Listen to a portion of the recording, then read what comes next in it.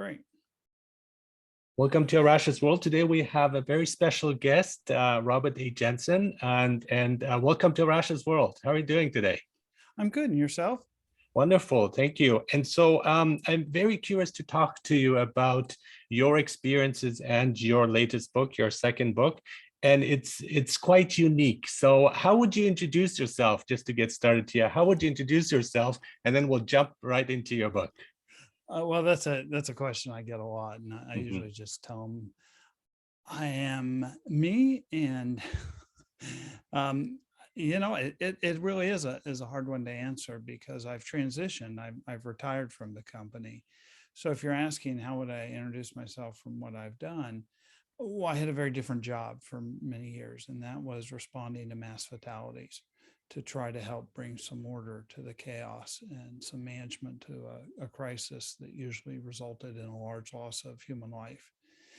And that meant helping the living by trying to recover the dead, to give them a name, to give them an identity, which is a human right, and to help make it possible for the living, the families, to transition from what was normal to what will be normal. I don't use the word closure because I don't think people can just all of a sudden close off uh, a chapter that dealt with a loved one. And the events I go to are often large, with large numbers of deceased. I've been to two events that have killed almost 250,000 people each in my lifetime. And those people died in about the same time it takes to drink a cup of coffee, just a matter of minutes.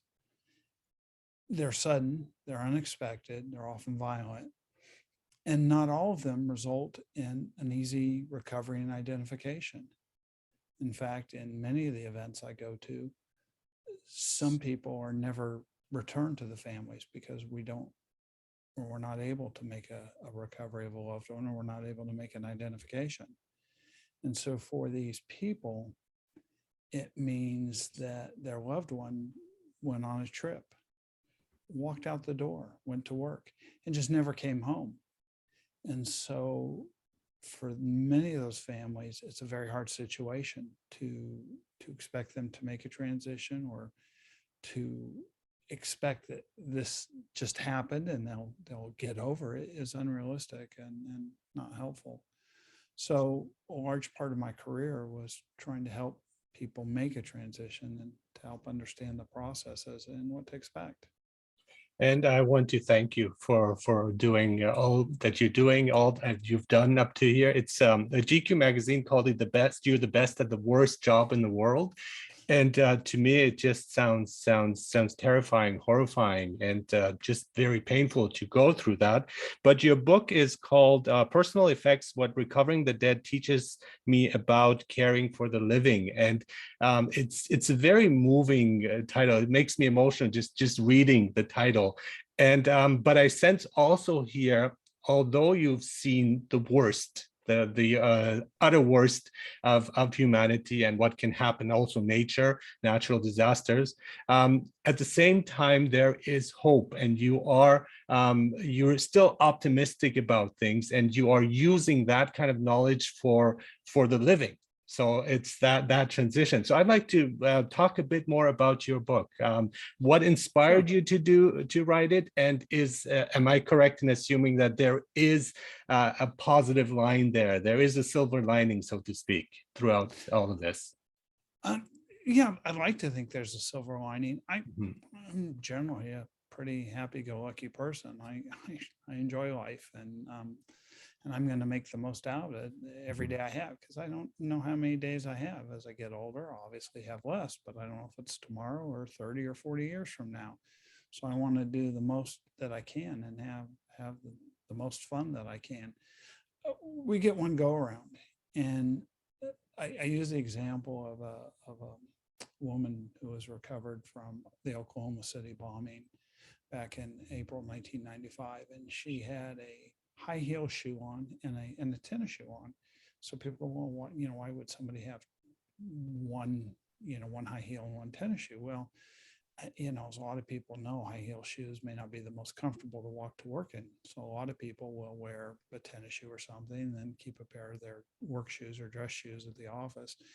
and then change when they get to work. Well, she was in the process of changing her shoes when the bomb went off, and probably sitting at her desk or somewhere. And had she been a few minutes late that day, she wouldn't have been in the morgue.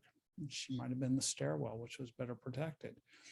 She didn't do anything wrong. She didn't do anything to deserve to die in a wantonless or mindless or pointless attack like so many are. It was just her time. So we don't get to pick time. And although I see people trying to accelerate the clock sometimes, it is a gift to live. And in our country, or the United States, and a lot of more developed countries, we take a lot of things for granted. And I think we forget about the preciousness of life and how fast things can change and how lucky a lot of people are. So we should enjoy life, because these things have been happening throughout history. People are born or are going to pass and die. But a lot of people, I think, don't necessarily set realistic expectations or understand that. And life is portrayed, unfortunately, very cheaply on TV. It's very easy in a video game to kill. That's just not the real thing. And so I think people don't appreciate it. And inconveniences become critical and emergencies. And if we don't have something right away, then it becomes a frustration, and we end up losing, I think, some of the value or some of the appreciation. So yes, I tend to be more optimistic, and I hope the book has some optimism in it. You asked me what prompted me to write the book. I never started with this plan to be a writer. I've written technical manuals before, and I've sat on panels for government publications. But after that article you mentioned in GQ came out, I had a book editor, a book agent, come to talk to me and my husband and say, look, this would be a great book, and let me help you get the story out. And so I only had two requirements. Is one, it would take me time, because I didn't have time to write a book, and two, it had to be done in a way that did not sensationalize the work or sensationalize the deceased or the families, and something that if a family picked up, I would hope their reaction would be, I wish they'd been there, or I'm glad that Robert or Kenyon was there. And then I'd be okay with it. Otherwise, I didn't want to do it, because for me, this has always been a job. I go to work, I come home. Nobody forced me into this line of work. It's what I've done most of my adult life. For families, they didn't volunteer to be in this role. And I would always hope that their memory, or what's done to help the living and to honor the dead, is always done with that in mind, to make sure that the memory is a positive or memory that they want. Yeah, I want to pick up on some of the things that you're mentioning here, especially one of the things, the idea we're privileged. But also the idea that if anything happens elsewhere, it doesn't affect us. And I think COVID has changed that. And the current situation that we're going through has changed that too, that perception that it's happening over there and it doesn't affect me. And now we see that the world is really interconnected. We're really like globally interconnected with each other, and to take these things seriously. So when we see tragedy happening elsewhere in the world, that we are also not safe, and we should start preparing for things. And so do you agree that there's kind of maybe a mind shift that is going on, where we don't see things isolated? We're learning to appreciate also, I think a lot of people still don't, but quite a few do appreciate what we have, and that it's not, we shouldn't take it for granted. Yeah, I'm not sure I agree in that. To me, I base reaction and impact on, was there a real impact? So if you look at other crises in history, you will see geographical regions that may have been impacted, and then small cities. You take a plane crash, TW-800, for example, and there'll be a school in Pennsylvania that will remember that crash more so than others, because there was a group of high school students going to France for a class. So that impacted a large part of the community.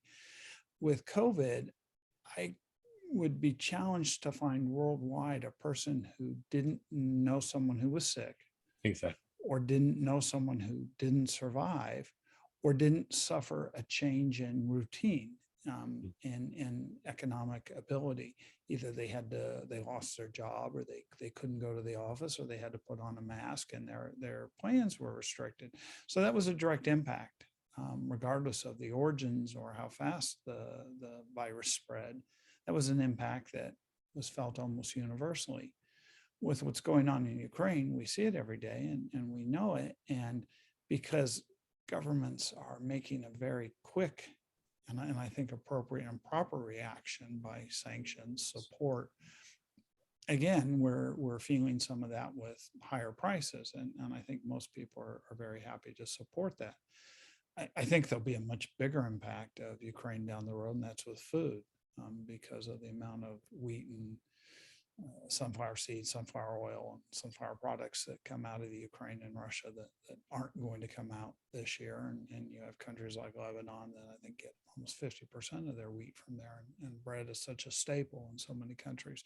So I think there'll be some broader impacts from the war that, again, are more direct. But I don't know if people are being more prepared. Yeah. I don't know if people are being more resilient. I think people are tired. I think that, we are starting to come out of, or we have come out of COVID as a pandemic. It's now endemic. And I think that people will soon forget about it. And unfortunately, we'll go through another pandemic. It may be 70 years, it may be 50 years, it may be 10 years. Disasters are going to happen because we're humans, and humans make mistakes. And natural disasters occur because we can't prevent an earthquake or a hurricane, and we're going to have some of those events. So I would hope that people have learned from the past, but my experience is that many don't, sadly. And it's coming from all sides. There are things, I love this Serenity Prayer, where I say things that I can control and things that are outside of my control. And we get with natural disaster, nature, we adore it, we love it, but at the same time, this is this brute force that can, whether you had experiences, the experience of the tsunami, that happened, as well as, again, earthquakes, and earthquake in Haiti, you were there to help. And so I think it just also shows you that we shouldn't idealize things, romanticize things, that there is this like dark force there as well that's outside of our control and impacts us in so many ways. Well, I'm not sure I'd call it a dark force. Nature is, to me, is wonderful, and the earth is a living, breathing planet that I don't think always gets the best care from its human inhabitants. Yeah. And things are going to happen. So where people, I think, focus is, and I think you alluded to in the Serenity Prayer, I think people focus on the things they can't change, overlooking the things they can change. And I love analogies. You look at the old Hitchcock movies and the fear, the scare in the movie, because the old Hitchcock movies didn't have violence, but it was the threat of violence. It was the imagination. And so that's what scared the moviegoers.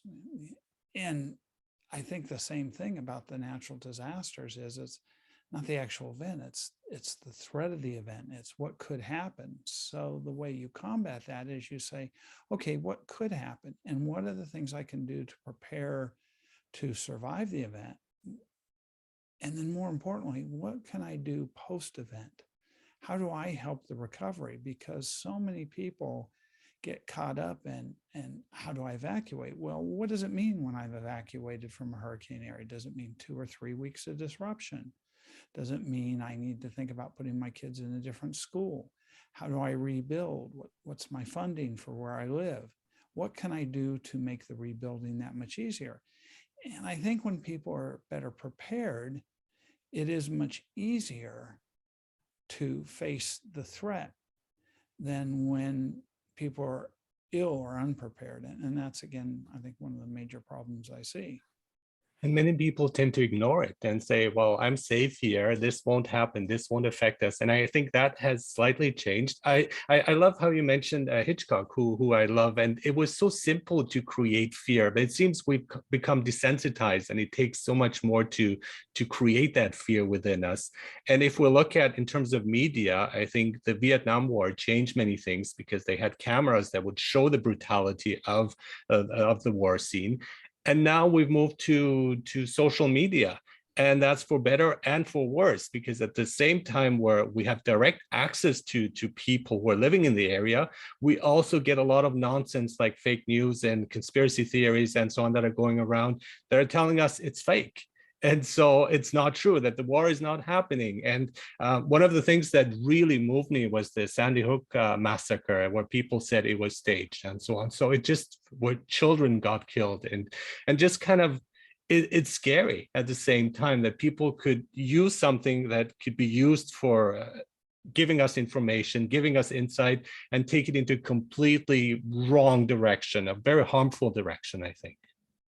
Yeah, I like social media in that it allows a government or a company that's trying to help people, or agencies that are involved in response, communicate directly with the people they're trying to serve.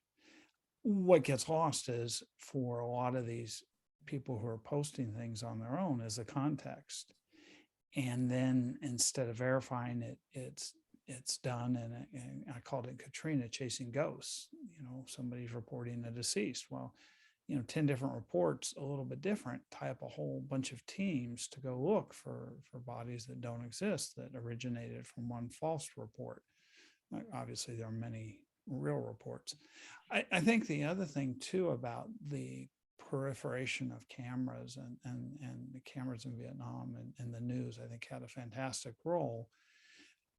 I think the negative from that, or the part that worries me, is that when we see the violence on TV, or the violence in a game or a movie, it's quite graphic and it's real, but it doesn't come multidimensional. You may hear the sounds, but they're not the same on TV when you hear them in person.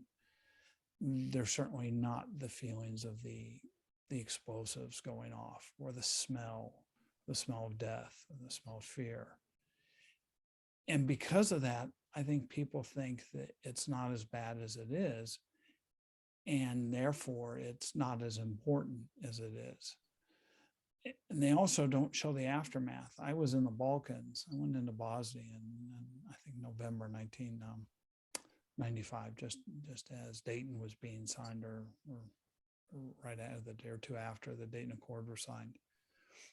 And it's very different when you go into a country that had been on TV for the Olympics, or that was modern, and you now see entire villages that are empty or destroyed, and homes destroyed, and there's no insurance to repair those homes. And I'm sure there's in some places there weren't even inhabitants to come back.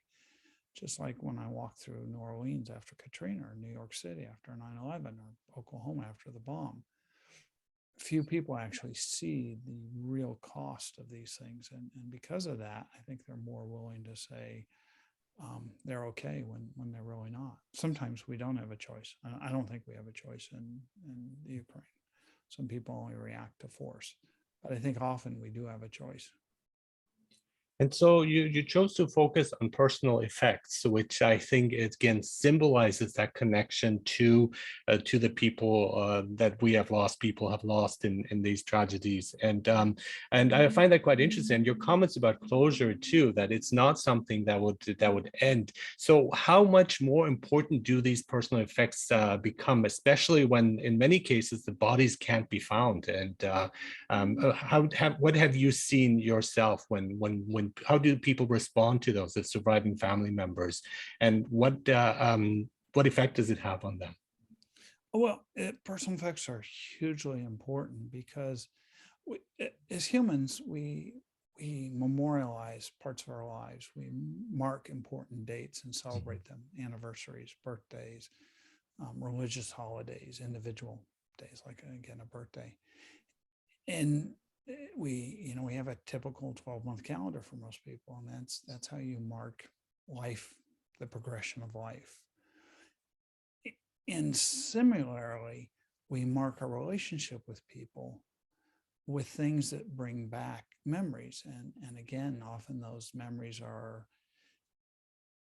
enhanced or increased with tactile, touch, smell. I smoke a pipe sometimes, and I always get people come up to me and say, "Oh, you remind me of your, my grandfather." I'm like, "Oh, okay, well, I Mhm. hopefully I'm not quite there yet." Mhm. And it's because of the smell of the pipe, and because you don't see too many people smoking pipes anymore. So a note that we send a loved one, a special bracelet or a ring, something that's very powerful, and we also know our family member, our loved ones, would not just discard or be careless with. When they're returned, they're often that part for the family that lets them know that sadly this is real. This isn't going to change, and somebody isn't going to walk through the door and be okay. Life is not going to be like it was. It can be okay in a new way, and it will be different. But for that acceptance, that acknowledgement, there's often has to be something tangible. In the absence of a loved one, human remains, a casket, an urn, something to bury or to put in a mausoleum. Personal effect is that physical reminder to help, sometimes help people. And a lot of people very much want those special momentums back. The toy. We get a lot of we find it instance a lot of cameras and images, and after, of course, the authorities look at them to make sure there's nothing for evidentiary value, it's important we get those back because it's often the last pictures. It helps us put us in the mind of our loved one. It's a reminder, and so sentimental value of things, that for me that's quite important too. And it's like we connect things that become emotional for us and important, even though the actual value might be much less, as you are explaining.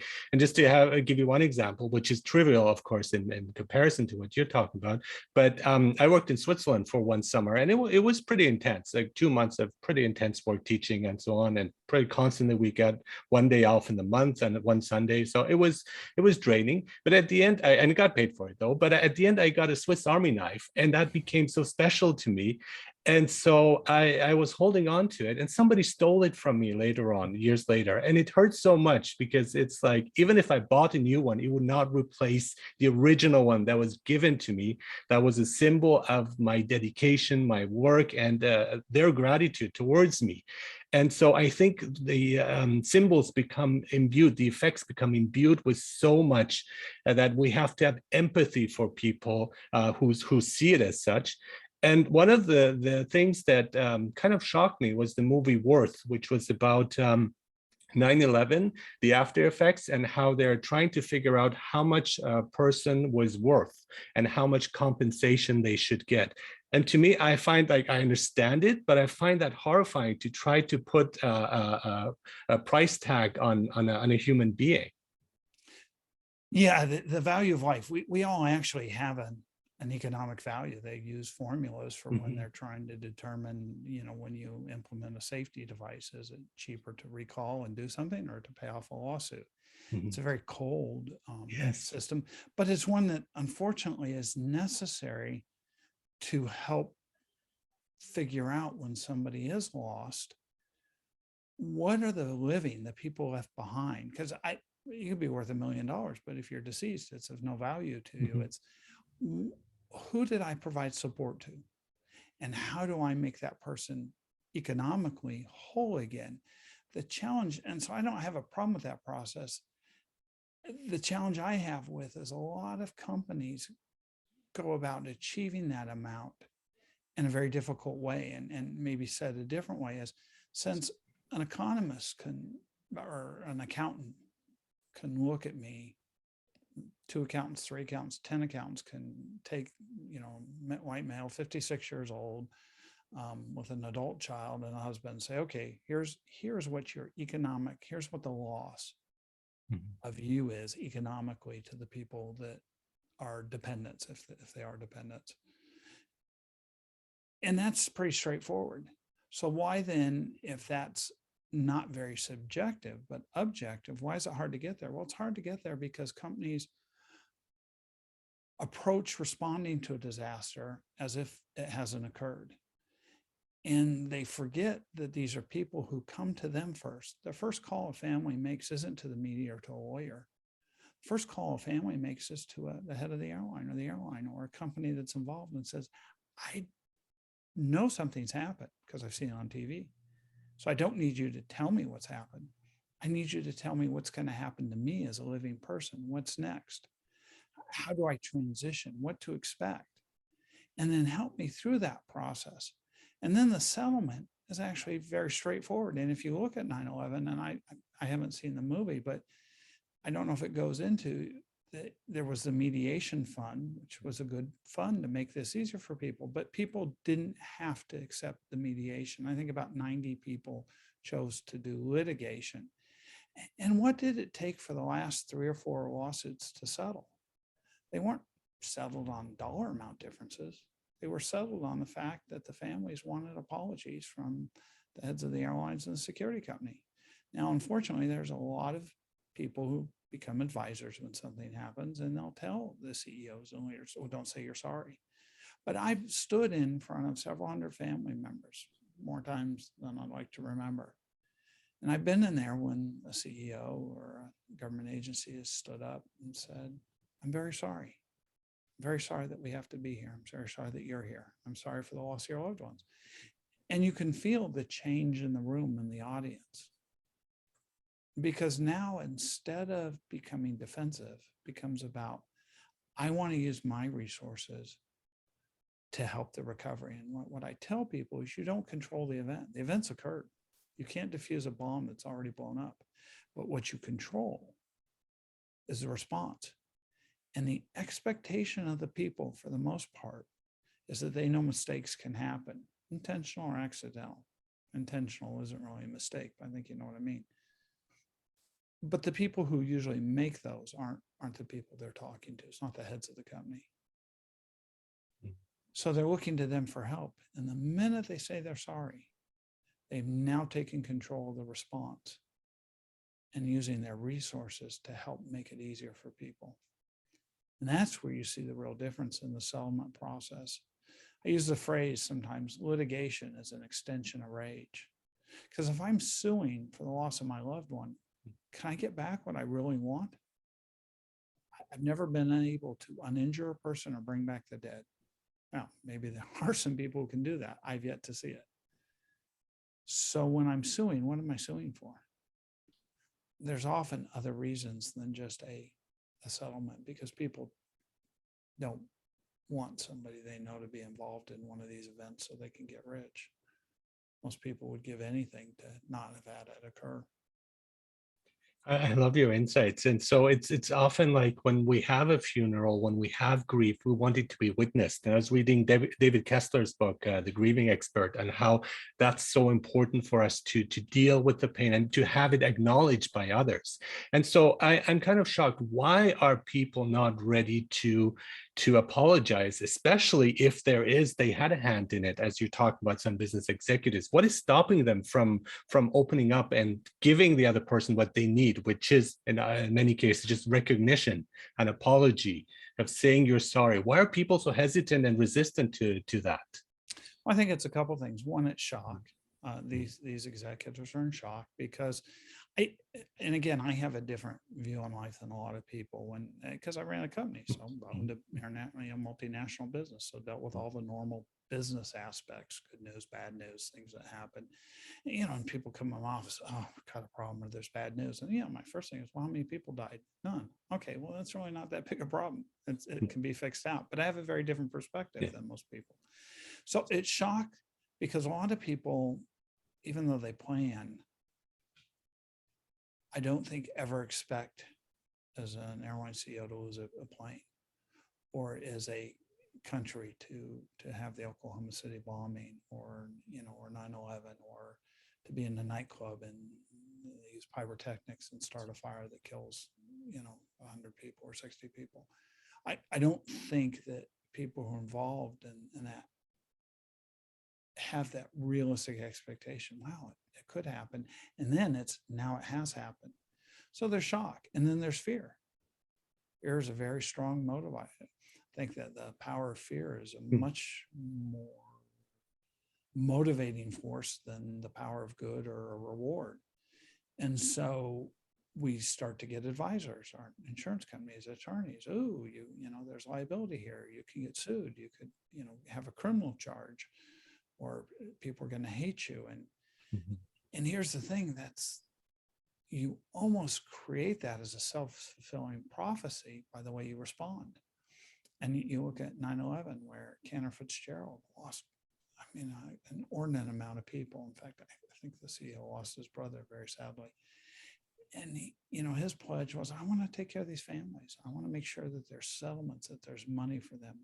It's not things I'm legally obligated to do, but things I want to do. So to do that, I have to preserve capital. So let's stop salaries.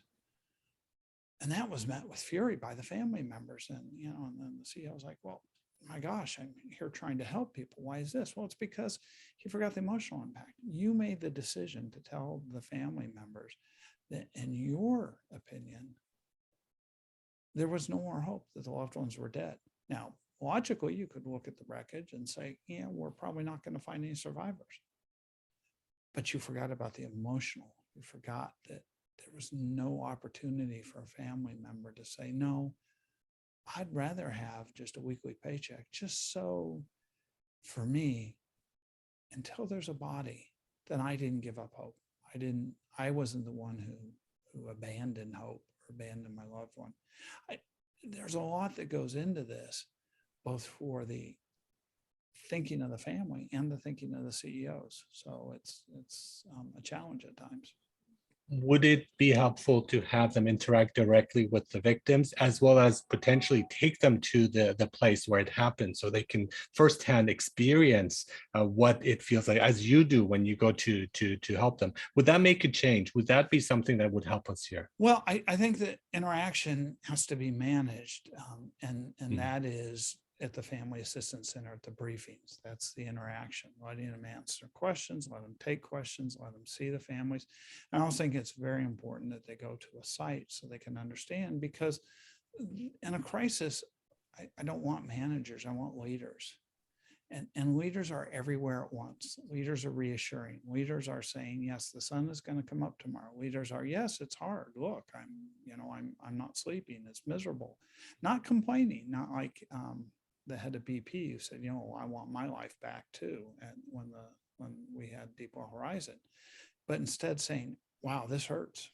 And I'm not you. I don't know how you feel, because everyone feels different, but I can tell you how I feel. And so, yes, there are things, and you see that with the current president of Ukraine.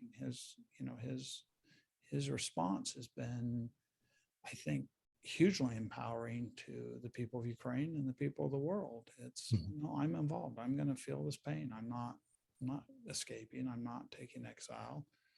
I'm sharing the same fears and threats and the same concerns that everyone else has. And my job is to help organize and manage our defense, our reaction to this invasion. And that's what a good leader does. But we raise a lot of managers. We don't necessarily raise leaders. I mean, the average CEO is 3 to 5 years, because they're always focused on quarterly returns. And that's a short-term strategy, and crisis response is a long-term strategy. And presidencies are kind of short-term in comparison too, so that kind of applies to a certain extent to them as well. And I'm kind of surprised why veterans are not given their due, because it's like, these are people who are really putting their lives at stake, a lot of them dying, sacrificing themselves. And I always feel that they come out short, like in by pretty much any government. And I'm wondering why that is, not really like celebrating those who are willing to sacrifice their lives. Yeah, I could really get started on the veterans issues. And ironically, I'm working right now on an issue that going back to World War I, but mostly World War II, on trying to help families get some of their loved ones who were classified as unknowns following World War II identified, because it's, right now, it's a huge battle where families have to litigate to get something that really was a promise the nation made at the end of World War II, which was we'd bring your loved one home. Um, I don't know the political reasons. I know the history going back to, my gosh, World War I or even earlier, about veterans groups saying, here's what I was promised. I think it's hard because I think wars are very real and there's very real loss. And I think when people come home, we'd rather forget about things that were unpleasant because we're just going to focus on the new. And I don't think that's the best response or healthy. And I write about in the book about the Balkans, where, we had these independent countries that came together as Yugoslavia. They had a very strong leader, Marshal Tito, and necessarily the best leader or good leader, but strong, kept the country together. And of course, as soon as he died, the country, within a few years, descended into turmoil with this. No, remember this. We have to avenge this. Remember your loved ones who were killed, your ancestors. And so we had what was a very cosmopolitan country descend into a very brutal civil war. And the one thing we did different after the war in the Balkans is start a process to account for the missing and the dead, and combine some of that with the International Court in The Hague for justice, not just with leaders, but all levels. And in this, I hope by being able to return the loved ones to the families, to give them some answers, to stop the wondering, I hope that it will help make sure that this doesn't occur again. It's far too early to see, and I don't know, but to me, it's a great example of understanding some of the big picture problems beyond just rebuilding, but understanding the emotional toll war takes on people. I'm also so curious about personal questions that I have about you. How did you embark on this? Because I believe on this career of crisis management and responding to emergencies. Because I believe you studied criminology and have wanted to get into law enforcement. But what happened that swayed you in that direction? Well, I went to school and I had to pay for college. I'd wanted to be an Army officer, a military officer. That was my entire career aspiration. And so I was in ROTC, which is, in the US, how you get your commission, one of the ways you get your commission. And I had to pay for school and I had to pick a major. So I picked criminology because I thought it was interesting. I didn't think it would be the easiest. I didn't think it'd be the hardest. I thought it was it was an interesting major. And part of the degree requirement back then, and this is back in the 80s, was that you had to do an internship because a lot of people would graduate but then actually couldn't go into law enforcement. They couldn't pass the background or pass the psychological exam or just didn't like it, so the degree was not going to be used. So I went as we called a reserve for Fresno County Sheriff's Department, and then worked for state narcotics for a while. It was a blast. I loved it. I mean, when you're 21 years old, it's a great job in college. But then I got my orders for active duty because I'd gotten commissioned. So I got my orders for active duty, and they don't come with a reply. In other words, you don't have to reply that you'll be there because you're not being asked if you want to be there. You're reporting. And I did my first assignment in field artillery with Pershing missiles, which older people remember were the strategic nuclear weapons that we had based in Europe. And then from there went to quartermaster, and under the quartermaster's mortuary affairs, and I don't know, the right place at the wrong time or the wrong place at the right time. Worked on doctrine and had the Oklahoma City bombing, Haiti, Bosnia, a whole bunch of different events that I just ended up going to. So when I left the Army, I came to the company Kenyon, which was owned by a U.S. public company at the time, and became the CEO a few years later, and then took it private a little bit after that, and then just stayed because it's what I was good at. So it's not necessarily, I think, something I ever had a plan to be. I'm not that organized. I'm very organized about certain things, but never about things like that in life. Just, what happens, happens. And how do you deal with all the stress? How do you deal with post-traumatic stress disorder of what you're seeing as well, because you're there firsthand? How do you deal with that? Anything you'd like to share? Yeah. Well, I always tell people that when you go to an incident, you're going to come back a little bit different each time. And I don't know off the top of my head the number of incidents I've been to, whether, bombings or plane crashes or war zones or, just accidents or even individual fatalities. I always remember it's not about me, because nobody forced me to go. I was, volunteered to join the Army. I volunteered in the company. I owned the company, so I wasn't being forced to go. So I went with a focus that didn't matter what I thought, didn't matter what I wanted or didn't want, because it's not about me. It was about the people we were trying to help, the families, the ultimate customer. And so I think over time that just became the how I managed, and again, having a little bit different life. If you recall, there's some sections on the book growing up, and then being a deputy and having to tell people their loved ones were deceased. I'm not sure there's not an impact or stress. Things that irritate most people don't irritate me. Things that irritate me don't irritate most people. So it can make it can always be a challenge in a personal relationship, because people expect a certain emotional response. And if you don't have one, it's like, well, why doesn't this bother you? And you mentioned this too earlier, in terms of leadership, it really comes out when there's a crisis. That's when the leaders really step up, whereas you can show that. And I think that is also your experience, because you've had experiences of leadership where you have to react to situations, to things that are difficult, making tough decisions. And I believe that you're also a great person to learn from in terms of leadership and leading a crisis or difficult situations. Well, thank you. Leadership is a privilege. Mhm. And I use the example, the Army I joined, which I don't think was the Army I left, was, as an officer, you went to bed last, you ate last, you took care of yourself last. And it became, the analogy or the example is, it became where if you and I were walking in the woods and all of a sudden we hear a bear, and I bend down to put on my tennis shoes, you say, Robert, tennis shoes won't help you outrun a bear. And I say, I don't have to outrun the bear. I just have to outrun you. And if you trip, all the better for me. That's not leadership. No. Leadership isn't about what you can get as a privilege or a perk. The perk or the privilege of leadership is being able to help people, is being able to make another generation better, being able to guide people through times, to help them achieve strength. Unfortunately, a lot of people, I think, have confused leadership as to what can they get out of it for them. And you see it as an example of, some of our political leaders today compared to some of our They earlier tell you what to leaders. do, but they're actually not taking any action themselves. It's easy to Oh, tell people what to do.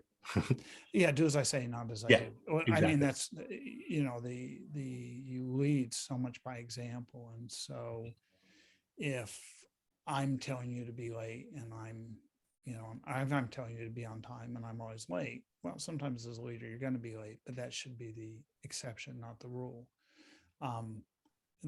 Ted Cruz in the ice storm. Oh, yeah, it's Yes. bad here. Let me get on a plane and go to Mexico. And then all Mhm. the equivocation about it was booked or all that. A leader requires sacrifice. Mhm.